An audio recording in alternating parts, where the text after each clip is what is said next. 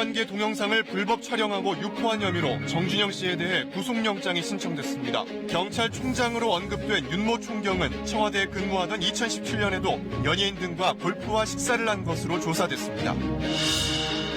문재인 대통령이 김학의 전 차관의 별장 성접대 의혹과 고 장자연 씨 사건 등에 대해 철저한 수사를 지시했습니다. 진실을 규명해내지 못한다면 우리는 정의로운 사회를 말할 수 없을 것입니다. 검찰 과거사위 진상조사단의 활동기한도 2달 연장됐습니다. 더불어민주당 등 여야 4당이 투표 연령을 낮추고 부분 연동형 비례대표제를 반영한 선거법 개정안에 합의했습니다. 자유한국당은 권력 야합이라며 반발하고 있습니다.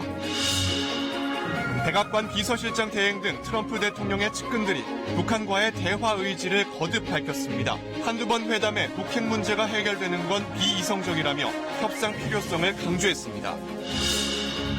한국형 패트리언 미사일로 불리는 천공 한 발이 정비 작업 도중 잘못 발사됐습니다. 발사 시스템에 대한 면밀한 점검이 필요하다는 지적이 나오고 있습니다.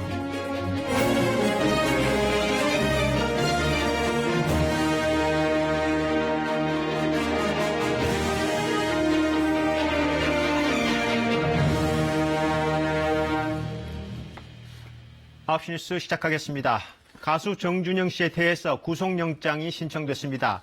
정 씨가 받는 혐의는 성관계 동영상을 불법 촬영해서 대화방에 유포한 혐의입니다. 경찰은 영상과 사진에 나오는 피해 여성의 진술도 확보했습니다. 경찰은 또 정 씨의 변호사도 휴대전화 데이터를 숨기는 데 가담했다고 보고 리사에 착수했습니다. 첫 소식은 최유경 기자가 전해드립니다.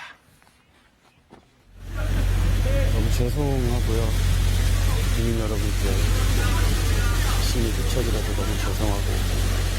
지난 14일에 이어 오늘 새벽까지 2차례 밤샘 조사를 벌인 경찰이 가수 정준영 씨에 대해 구속영장을 신청했습니다. 정 씨는 성관계 동영상을 불법 촬영해 가수 승리 등이 포함된 대화방 등에 유포한 혐의를 받고 있습니다. 경찰은 정 씨가 불법 촬영한 영상과 사진에 나오는 일부 피해자들의 진술도 확보했습니다. 또 경찰은 3년 전 정 씨가 여자친구의 영상을 몰래 찍은 혐의로 수사를 받으면서 경찰에 허위 문서를 내는 과정에 정 씨 측 변호사가 개입한 사실도 확인했습니다.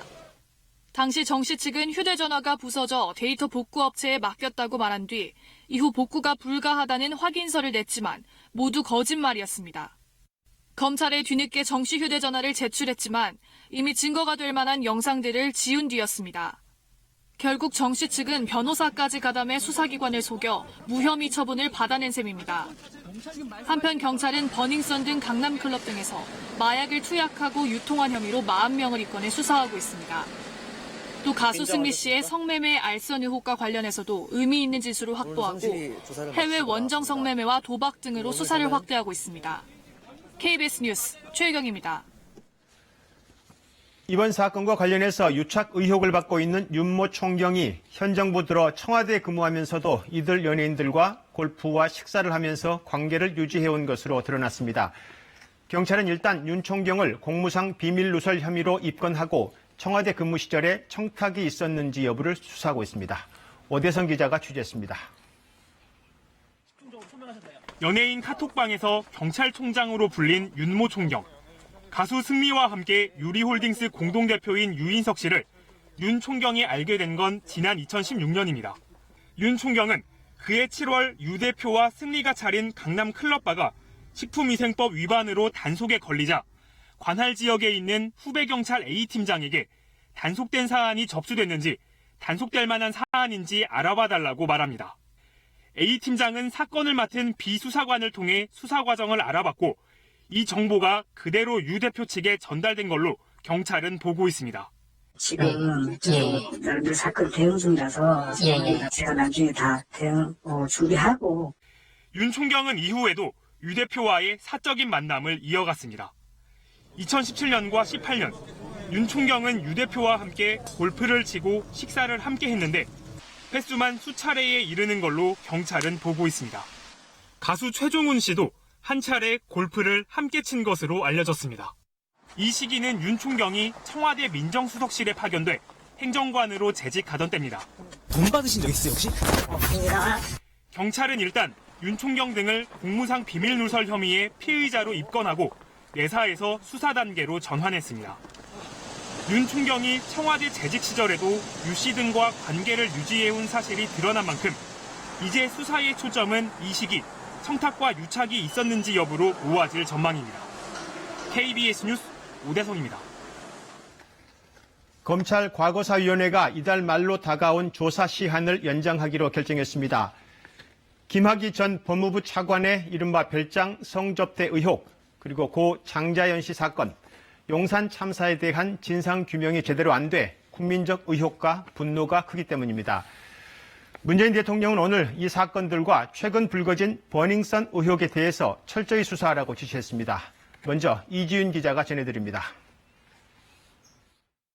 사회특권청에서 일어난 이들 사건의 진실을 규명해내지 못한다면 우리는 정의로운 사회를 말할 수 없을 것입니다. 문재인 대통령이 김학의 전 법무부 차관 사건과 고 장자연 씨 사건, 클럽 버닝썬 사건에 대한 철저한 진상조사를 지시했습니다. 세 사건에 대한 진상규명 요구가 전 국민적 차원으로 커진 데 따른 겁니다. 고 장자연 씨 사건의 경우 조사 기한을 연장해달라며 65만 명이 넘게 청와대 국민청원에 서명했습니다. 문 대통령은 수사에 검경 지도부의 명운을 걸라고까지 말했습니다. 공소시효가 끝났다면 그대로 사실을 가리고 남아있다면 반드시 엄정한 사법 처리를 해야 한다고 강조했습니다. 대통령 발언 직후 진상조사 기한 연장에 부정적이던 검찰 과거사위원회도 입장을 바꿨습니다. 이달 말로 끝나는 과거사위와 진상조사단의 활동 기한을 5월 말까지 2달 더 연장키로 결정하고 이를 법무부에 건의했습니다. 김 전 차관 사건과 장자연 씨 사건은 추가로 제기된 의혹 사항들에 대한 조사를 마무리할 필요가 있다고 연장 결정 이유를 설명했습니다. 또 용산 참사 사건은 지난 1월에야 새로운 팀이 사건을 맡게 된 점을 감안했다고 판단했습니다. 법무부는 내일 연장 여부를 최종 결정해 발표합니다. 사실상 마지막 기회를 얻은 조사단. 이번엔 김학의 전 차관과 장자연 씨 소속사 대표 등 사건 핵심 관계자를 직접 조사해 진상규명이라는 퍼즐을 완성할 수 있을지 관심이 모아지고 있습니다. KBS 뉴스 이지윤입니다. 네, 이 가운데 김학의 전 차관의 별장 성접대 의혹 사건과 관련해서 검찰 진상조사단이 밝혀야 할 대목이 하나 있습니다. 6년 전 경찰 수사 당시 김 전 차관이 받는 혐의는 특수강간이었습니다. 중범죄죠. 경찰이 이 혐의로 출국 금지를 요청했는데 검찰이 특수강간 혐의를 빼라 하면서 2차례나 기각한 사실이 KBS 취재 결과 확인됐습니다. 이 소식은 한우리 기자의 보도입니다. 경찰이 이른바 별장 성접대 수사를 시작한 2013년 3월, 여러 명의 여성이 경찰 조사에서 성폭행 피해를 호소합니다. 혐의가 무겁다고 판단한 경찰은 먼저 김학의 전 법무부 차관의 도주를 우려했습니다.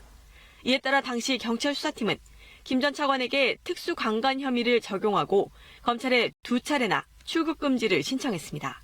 하지만 모두 기각. 여성들의 말을 믿을 수 없어 특수강간 혐의를 적용할 수 없다는 게 검찰의 기각 사유였습니다.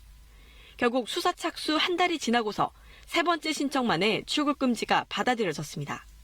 별장 주인 윤중천 씨 등 김 전 차관 관련자들에 대한 통신조회, 압수수색 영장 등도 검찰이 10차례 가까이 기각했고 다른 용의자들에 대해서도 김학의와 관련된 혐의는 빼고 출국 금지나 영장을 신청하라는 지휘를 했다라고 경찰 수사팀 관계자가 취재팀에 최근 털어놨습니다.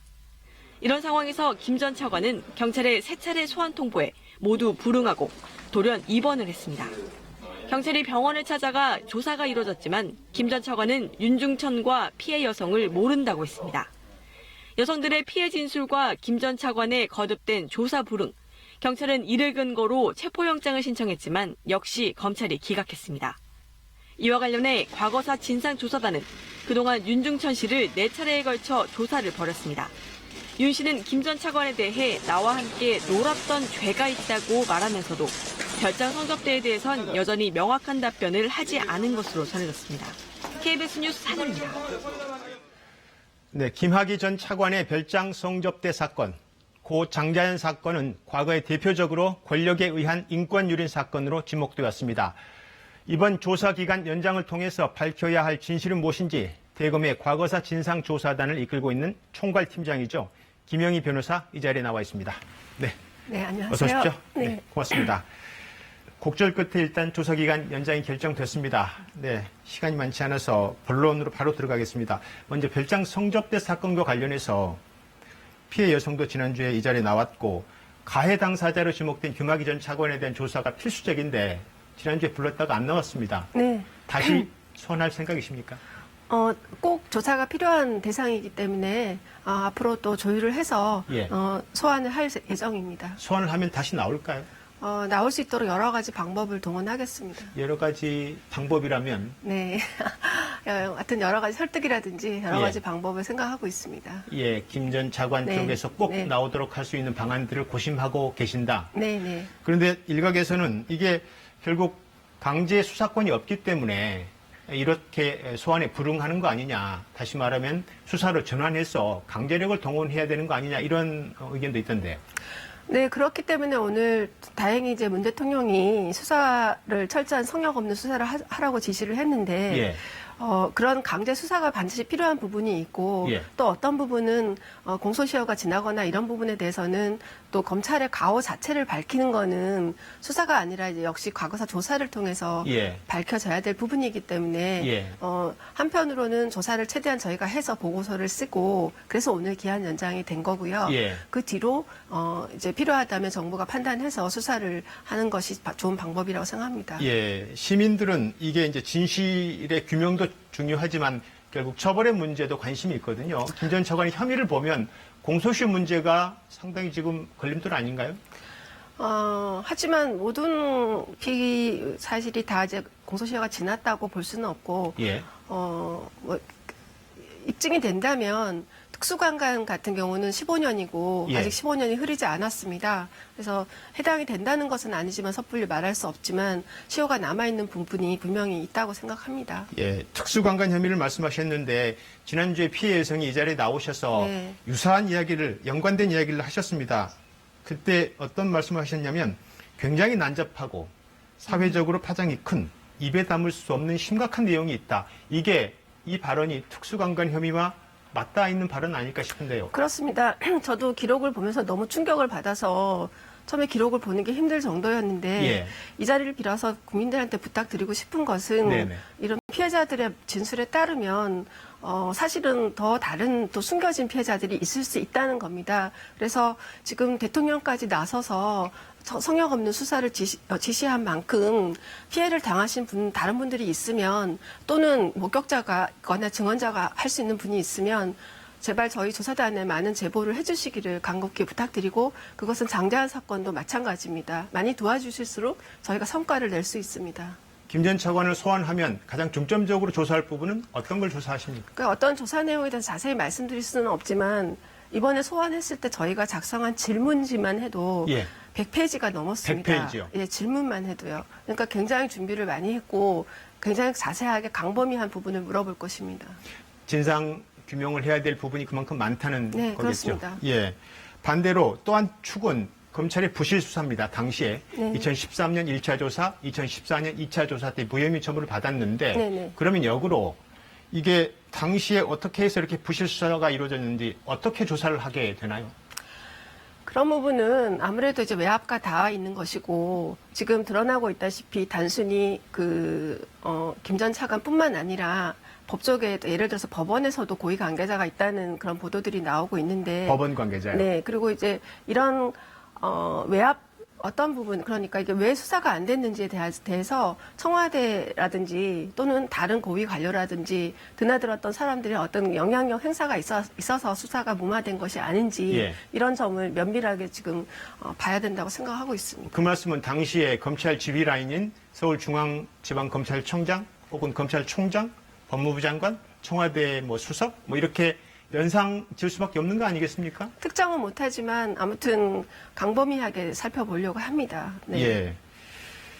그 장자연 사건을 좀 묻죠. 오늘 다른 인터뷰에서 사건의 암장이라는 표현을 쓰셨더라고요. 네. 그러니까 사건을 묻어버린다는 의미인데 네.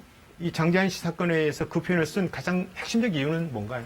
첫째, 이제 장자연 씨의 핵심적인 그 통화 내역이, 증거인 통화 내역이 1년치가 전체가 원본 파일이나 출력본이 남아있지 않았고, 그거 말고도 휴대폰을 디지털 포렌식한 결과물이라든지, 장자연 씨의 수첩이 이제 복사본이 있어야 되는데 없다든지, 아무튼 행적을 확인할 수 있는 모든 자료가 사라진 것을 보고, 이것은 혹시라도 어떤 범죄를 숨기기 위해서 사건을 묻은 게 아닌가 하는 생각을 가졌고, 김학의 사건에서도 마찬가지 비슷한 모습들이 있어서 아예 증거 수집 자체를 안 하고 범죄를 이렇게 묻어버리는 일이 있을 수 있다는 그 생각을 많이 해서 예. 이 점에 대한 개선이 반드시 필요하다 이렇게 보고 있습니다. 사건의 암장이라는 다소 약간 비유적 표현을 썼지만 굉장히 임팩트 있는 표현입니다. 어둠 속으로 묻어버린다는 건데 누군가 그러면 의도적으로 그랬다는 거 아니겠습니까? 그건 매우 조직적이고 은밀하고 강범위하게 이루어져서 대형 사건일수록 그럴 가능성이 농후하다. 가령 재벌이라든지 어떤 권력층이라든지 그런 일은 그래서 이제 대부분 무혐의가 되고 이런 게 아닌가. 예.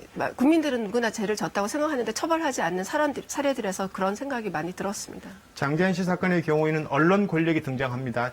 윤지호 씨, 그러니까 장 씨의 동료 배우가 말했던 게 성 씨가 같은 언론사 관계자 3명. 네. 이건 아마 네. 조선일보를 겨냥한 같은 느낌이 있고요. 네. 또 하나는 특이한 이름을 가진 정치인 1명. 이 4명도 불러서 조사를 하실 계획이신가요? 당연히 해야 되고요. 좀 중요한 진술이고 굉장히 관심이 높고 언론에서도 그 정치인이 누구냐고 질문이 많았는데 예. 저희는 어쨌든 의혹이 있는 부분은 끝까지 조사 기간 마칠 때까지 최선을 다해서 조사할 예정입니다. 마지막으로 곡절이 있었지만 2달 연장이 됩니다. 국민들에게 그리고 이 사건 수사하는 어떤 의지라든가 앞으로 계획을 간단하게 좀 부탁드리겠습니다.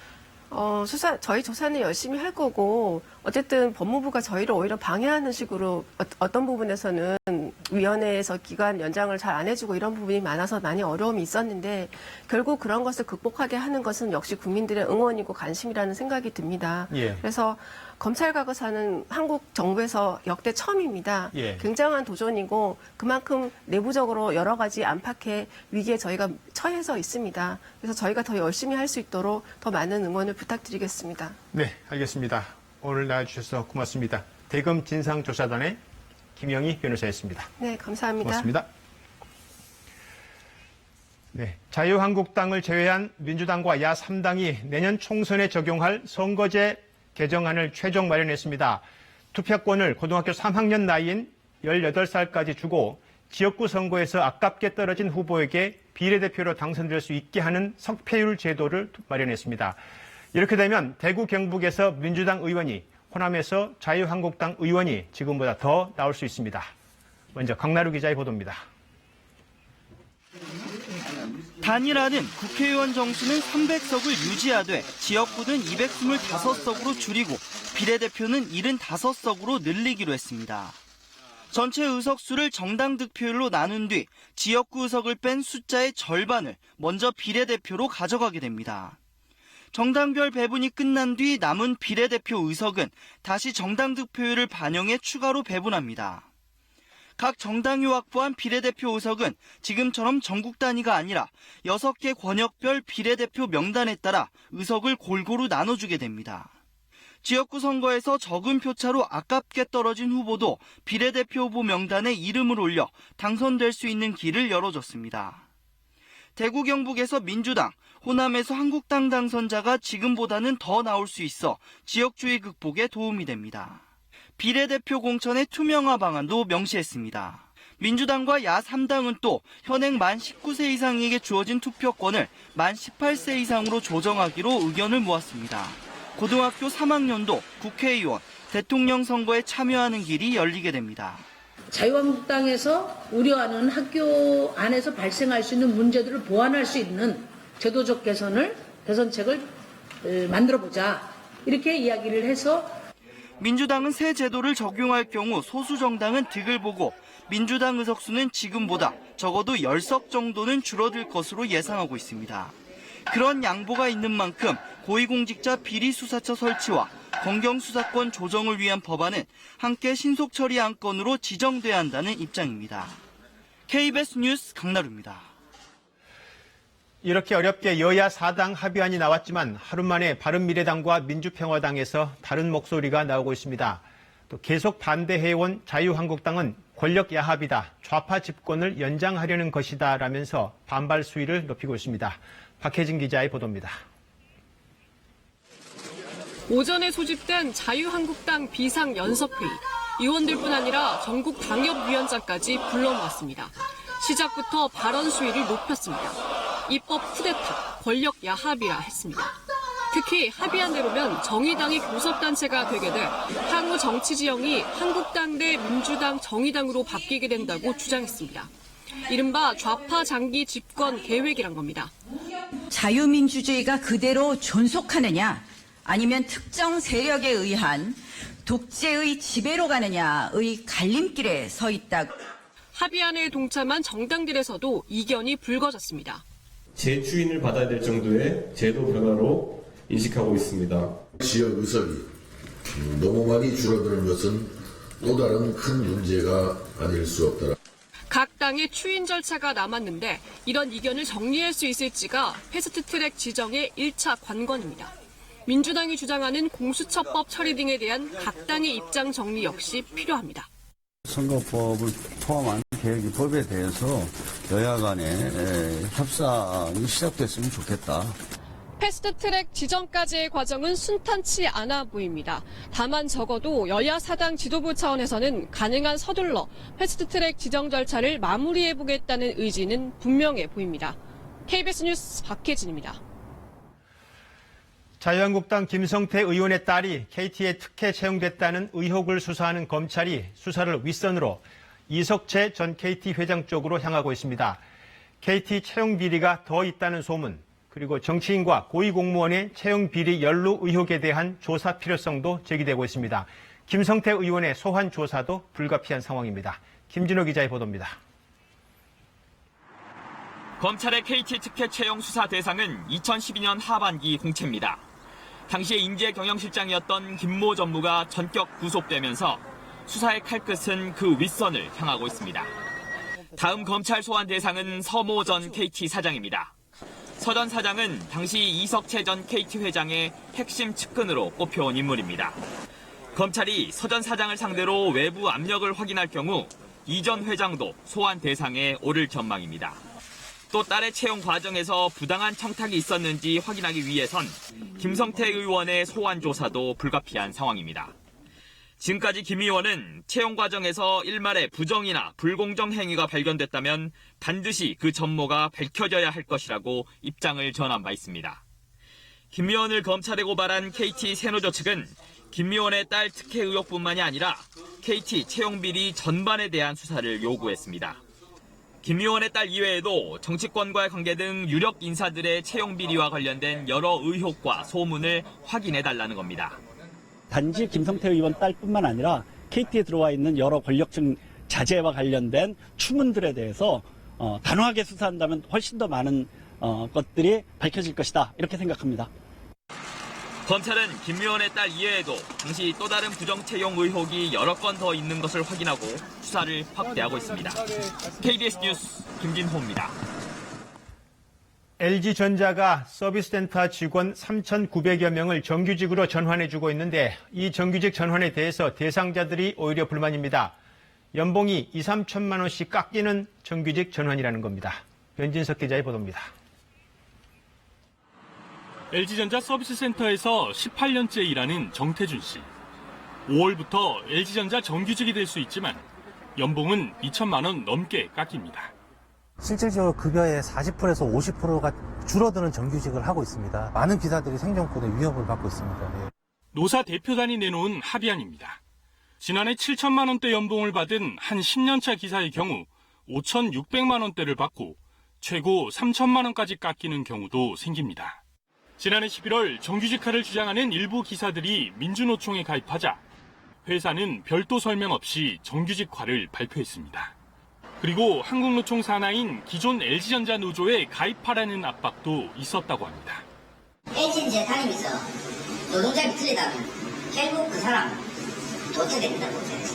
본사 정직원을 채용이 안 된다, 그런 얘기를 하고 직고용이 되더라도 민주노총 가입자는 우선순위 정리해고 대상자다. 그런 얘기는 수시로 들었습니다. 자기도 모르게 가입되기도 했습니다. 가입했다고 문자가 와서 사인을 한 적도 없는데 어떻게 가입이 됐냐. 결국 90%가 기존 LG전자 노조에 가입했고 정규직화 협상은 비공개로 진행됐습니다. 기존 노조는 29년간 LG전자와 분규가 없었습니다. 한국노총의 우호적인 노조이기 때문에 사측이 원하는 방향으로 지금 교섭이 흘러갔다고 저는 생각을 합니다. LG전자는 대표성 있는 노조와 적법한 협상을 했고 정규직 전환으로 복지 혜택이 커진다는 입장입니다. 수리기사들 사이에선 총 파업 주장까지 나오지만 수요일까지 정규직 신청을 하지 않으면 기사들은 아예 일자리를 잃게 됩니다. KBS 뉴스 변진석입니다. 최선희 북한 외무성 부상의 핵과 미사일 실험 재개 위협에 대해서 트럼프 미 대통령의 측근들이 잇따라 대화로 풀어야 한다는 발언들을 하고 있습니다. 미국의 기본 방침이 강경 맞대응보다는 아직은 대화의 무게가 실려 있는 것으로 보입니다. 워싱턴 김문규 특파원입니다. 하노이 정상회담에 배석했던 미 정부 고위 인사들이 북한과의 대화 필요성을 거듭 강조했습니다. 3차 북미 정상회담을 예상하기도 했습니다. That we're going to solve the Korean issue in one meeting or two meetings is probably not reasonable. The discussions can and should continue. I can foresee the president and the chairman sitting down at some point in the future. 북미 두 정상의 관계가 여전함도 언급했습니다. The fact that we didn't get a deal in Vietnam doesn't mean that the relationship was imperiled. 다만 핵과 미사일의 실험 재개는 신뢰를 저버리는 것이고 트럼프 대통령이 실망할 것이라고 했습니다. 최선희 부상도 두 정상의 관계가 최상이라고 한 만큼 그걸 깨는 행동 하지 말라는 겁니다. 대북 강경 발언에 주저함이 없는 볼턴 보좌관도 트럼프 대통령의 의중을 전했습니다. 실험 재개는 좋은 생각이 아니라며 북한을 압박하면서도 협상으로 해결해야 한다는 것이 트럼프 대통령의 뜻임을 분명히 했습니다. 비서실장 대행이나 안보보좌관의 언급 모두 강경 대응으로 보기 어렵습니다. 북에 좀 더 분명한 대화 의지를 보이라는 의사 타진으로도 해석됩니다. 대북 협상의 핵심 폼페이오 국무장관이 최근 북한이 거칠게 나와도 협상은 계속됐다고 언급한 것과도 맥이 닿아 있습니다. 트럼프 대통령은 오늘도 대북 관련 언급을 하지 않았습니다. 지금은 북한이 대화 의지가 어느 정도 있는 것으로 판단하고 있지만 변수 많은 북미 관계인 만큼 대통령의 말은 북한의 의도가 확인된 뒤에 나와도 늦지 않다는 뜻으로 보입니다. 워싱턴에서 KBS 뉴스 김은규입니다. 때 아닌 미사일 폭발이 일어났습니다. 강원도 춘천의 한 공군부대에서 장비 점검을 하다 잘못 발사돼 벌어진 일이라는데요. 민간인 피해는 없는 것으로 보입니다. 조휴연 기자가 취재했습니다. 파란 하늘에 길다란 흰색 띠가 생겼습니다. 이리저리 오락가락. 간격도 모양도 불규칙한 궤적을 그리다가 잠시 후 폭발한 흔적이 보입니다. 지대공 미사일 천궁이 공중에서 폭발하며 남긴 자국입니다. 아주 까맣게 올라가서 터졌어. 그 소리 들으셨을 때 얼마나 컸어요, 소리가? 커서요. 대포 터지는 줄 알았으니까. 이 미사일은 오늘 오전 10시 40분쯤 강원도 춘천의 공군부대에서 갑자기 발사됐습니다. 미사일 정비 작업을 하던 도중 잘못 발사된 겁니다. 정비를 하고 있었던 상황이고요. 네, 여기는 포대기 때문에 관련 그런 무기체계나 이런 것들을 정기적으로 점검을 해야 되잖아요. 점검을 하는 도중에 미사일이 이제 오작동으로 해가지고 그게 된 거고. 발사된 미사일은 지상 1.5km 지점까지 올라가서 스스로 터졌습니다. 한국형 패트리어트라고 불리는 천궁은 적 전투기나 미사일 등 공중의 목표물을 요격하는 데 쓰입니다.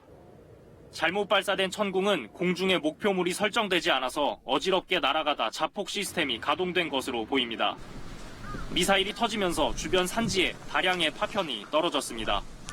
아직까지 민간인 피해는 확인되지 않았습니다. 공군은 해당 부대의 사고조사반을 급파해 사고 경위 등을 조사하고 있습니다. 공군 사고조사반은 현장에 도착하는 대로 정비 과정에 문제는 없었는지 조사할 예정입니다. 난데없는 미사일 발사 소동에 시민들은 가슴을 쓸어내렸습니다. KBS 뉴스 조희연입니다. 노후 미사일도 아닌 신형 미사일이 비정상 발사됐다는 점은 심각한 문제일 수 있습니다. 면밀한 조사가 필요한 상황입니다. 이어서 한승현 기자입니다. 21년 전인 1998년 잘못 발사된 나이키 지대공 미사일이 인천 상공에서 폭발했습니다. 수많은 파편이 민가에 떨어지면서 주민들이 다치고 유리창이 깨지는 등 혼란이 빚어졌습니다. 내려와서 일단 파편 떨어진다고 딱 앉으니까 저게 여기 바로 박힌 게 아니고 저기서 떨어져서 샥 하고 나가더라고. 당시 라이키 미사일은 1965년 미국에서 도입해 30년 넘게 운용하던 노후 기종이었습니다. 반면 천궁은 2015년부터 실전 배치된 신형으로 시스템 개발에만 국방 예산 4천억 원 이상이 투입됐습니다. 이번에 사고가 난 미사일의 경우 2016년 말에 배치됐으니 운용된 지 3년도 채 지나지 않은 상태. 미사일이 발사되려면 공격 목표를 레이더가 포착하고 이 신호를 사격 통제 장치가 분석해 발사대에 전달하게 되는데 이 과정에서 2중 3중으로 안전 통제가 이루어집니다. 그런데도 미사일이 비정상 발사됐다는 점에서 정비상 단순 실수로 보기엔 석연치 않아 보입니다. 시스템 전체에 대한 면밀한 분석이 필요한 이유입니다. 정비 과정에서 명령어를 실제 상황으로 잘못 입력했을 가능성도 있지만 정상적인 훈련 명령을 시스템이 실제 상황으로 오인했을 가능성도 배제할 수 없습니다. 노화로 인한 오발사 가능성은 좋고요. 앞으로 사고 조사는 정비 과정에서 실수 또는 소프트웨어 오류에 의한 발사 이런 것을 중심으로 두고 공군 측은 원인 조사 결과가 나오려면 적어도 2주, 길게는 한 달 이상이 걸릴 것으로 내다봤습니다. KBS 뉴스 한승현입니다. 이른바 청담동 주식 부자로 알려진 이희진 씨의 부모가 숨진 채 발견됐습니다. 돈 문제 때문인 것으로 보이는데요. 살해 용의자 4명 중에 1명은 붙잡혔고 나머지 공범 3명은 중국으로 출국한 것으로 알려졌습니다. 오현태 기자입니다. 경기도 안양의 한 아파트입니다. 청담동 주식부자 이희진 씨 어머니는 이틀 전 이곳 자택에서 숨진 채 발견됐습니다. 연세 드신 분들이 구급차가 와 있으니까 쓰러져서 병원 실려가는 경찰은 부모님과 오랫동안 연락이 안 된다는 이 씨 동생의 신고를 받고 출동해 시신을 발견했습니다. 경찰은 어제 오후 살해 용의자 34살 김모 씨를 붙잡았고 이 씨 아버지 시 씨는 경기 평택의 김 씨가 빌린 창고에서 발견했습니다. 용의자 김 씨는 이 씨 아버지에게 투자 목적으로 빌려준 2천만 원을 받지 못해 지난달 25일 범행을 저질렀다고 진술했습니다. 김 씨는 인터넷으로 중국 동포 3명을 고용한 뒤 이 씨 부모를 찾아가 범행을 저질렀고 공범 3명은 당일 밤 중국 칭다오로 출국했습니다. 김 씨는 지인 2명을 불러 이 씨 아버지 시신을 냉장고에 넣어 이삿짐 센터 차량으로 옮겼고 이 씨 부모 집에 있던 현금 5억 원을 들고 달아났습니다. 경찰은 김 씨를 상대로 이진 씨 때문에 투자 피해를 받는지 등을 조사하고 있으며 공범들을 잡기 위해 인터폴에 공조를 요청할 계획입니다.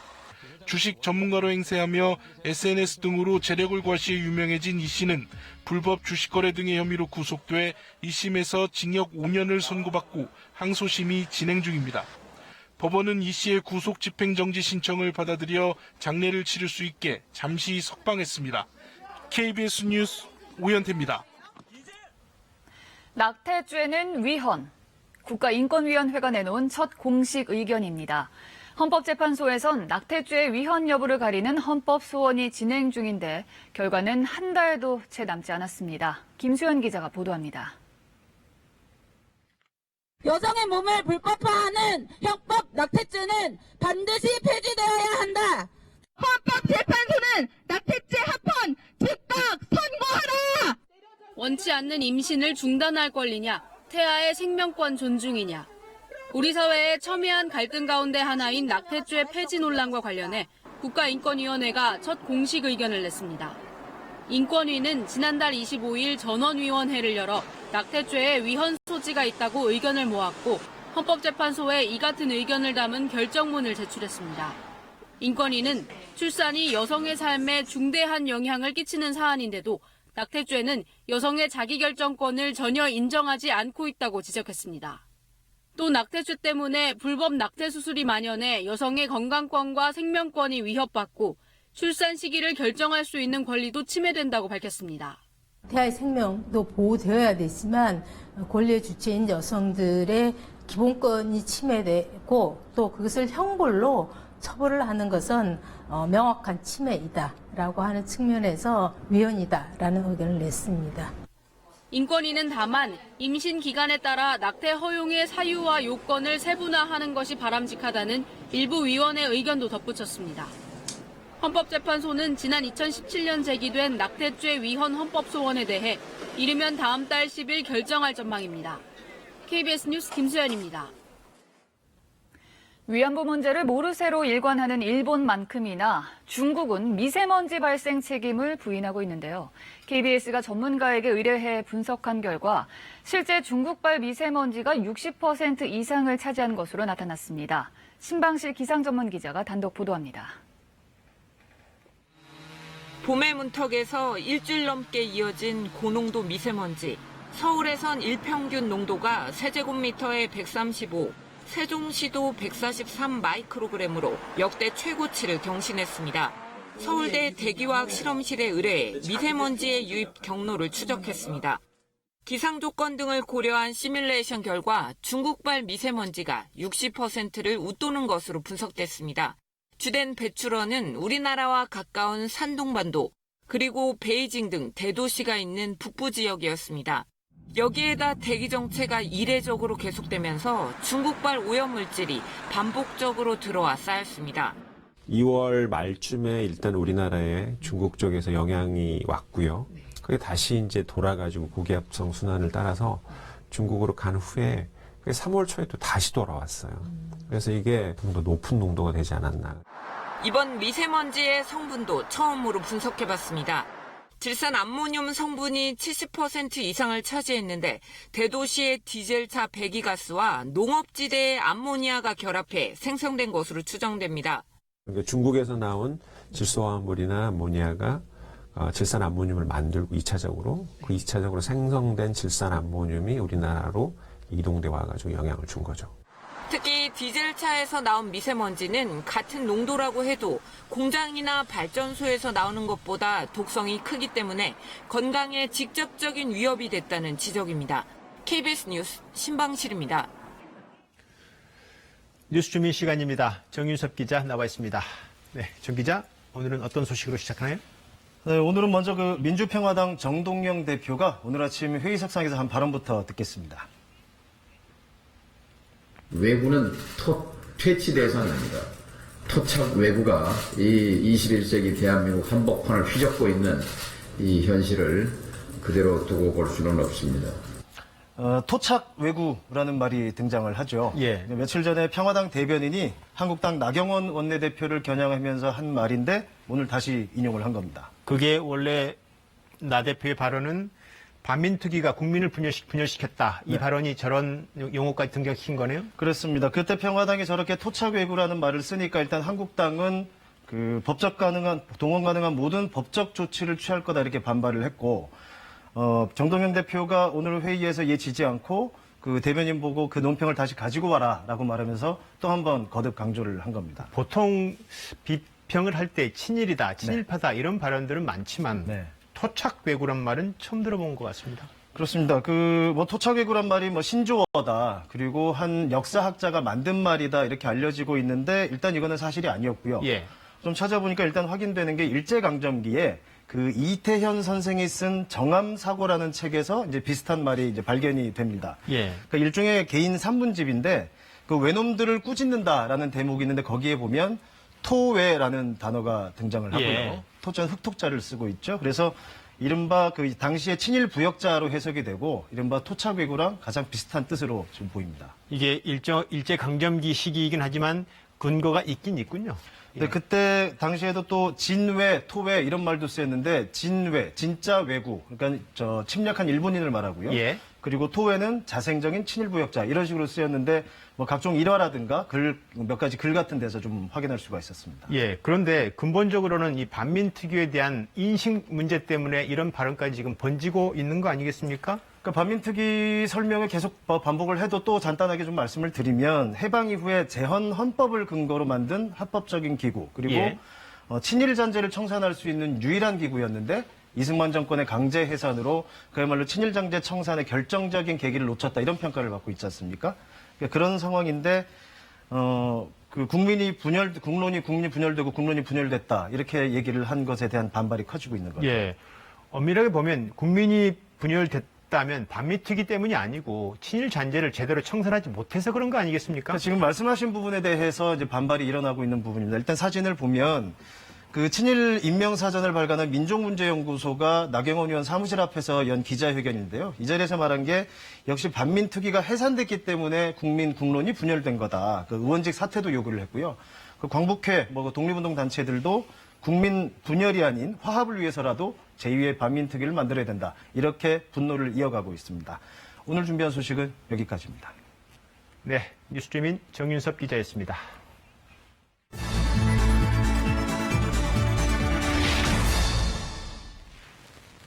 세월호 사고 석 달 후인 2014년 7월에 설치돼 5년 가까이 운영됐던 서울 광화문 광장의 세월호 천막이 오늘 철거됐습니다. 서울시는 천막이 철거된 자리에 세월호 참사 등 안전사고를 기억할 수 있는 기억안전 전시 공간을 새롭게 조성해 다음 달 12일에 공개할 예정입니다. 이건희 삼성그룹 회장이 위장 계열사를 운영한 혐의로 벌금 1억 원의 약식 기소됐습니다. 검찰은 관계자는 삼성이 사무종합건축사무소와 서영 엔지니어링에 대해 사실상 영향력을 행사하면서도 이를 누락한 허위 자료를 공정위에 제출한 사실을 확인했다고 밝혔습니다. 앞으로 서울에 들어서는 고시원은 방 면적이 7제곱미터보다 커야 하고 방마다 창문을 의무적으로 설치해야 합니다. 서울시는 이런 내용의 주거안정 대책을 발표하고 화재 등에 대비하기 위해 모든 고시원에 스프링클러를 설치하도록 정부와 협력하기로 했다고 밝혔습니다. 정부가 청년 구직자들에게 매달 50만 원을 최대 6개월간 지급하기로 하고 다음 주부터 접수를 받는다고 밝혔습니다. 대상자는 모두 8만 명으로 추산되며 만 34세 이하의 미취업자로 학교를 졸업하거나 중퇴한 지 2년 이내이고 기준 중위소득 120% 이하인 가구에 속해야 합니다. 명동거리에서 줄어든 중국인 관광객, 요즘은 스포츠 현장에서 찾기 어렵지 않습니다. 대회에 참여하거나 경기 응원을 위해 한국을 찾는 중국인들의 이른바 스포츠 관광, 김세희 기자가 취재했습니다.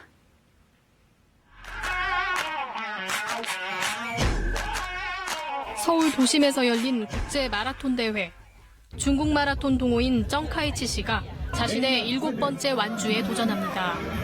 因为韩国跟中国的时差没有什么，所以身体适应的比较快，而且韩国的赛道朋友们都说可能 PB 的可能性比较大。 이번 대회에 참가한 중국인 마라토너는 260여 명에 이릅니다. 한국인 동호인들과 사진도 찍고 경기가 끝난 뒤엔 관광을 하며 친분도 쌓습니다. 结束之后可能就想去明洞 弘大，因为想吃一些韩国的美食之类的，然后看一下韩国的一些漂亮的地方，还有去那个咖啡店。 일행과 함께 움직이는 단체 관광과 달리 각자 편한 시간에 와서 경기에 참가하고 관광도 즐깁니다. 중국인 축구 팬들이 대구의 축구 경기장을 찾았습니다. 한국과 중국 축구팀이 맞붙은 경기. 비가 내리는 쌀쌀한 날씨에도 열띤 응원을 펼칩니다. 중국팀의 3대1 패배. 아쉬움도 잠시. 여유로운 여행자로 돌아가 한국의 치맥을 즐깁니다. 旅游兼看足球其实也挺不错的，因为可以怎么说呢？一边也可以支持喜欢自己的球队，另外一边可以认识一下韩国的文化。 2016년 800만 명에 이르던 중국인 관광객은 사드 배치 갈등 이후 급감했습니다.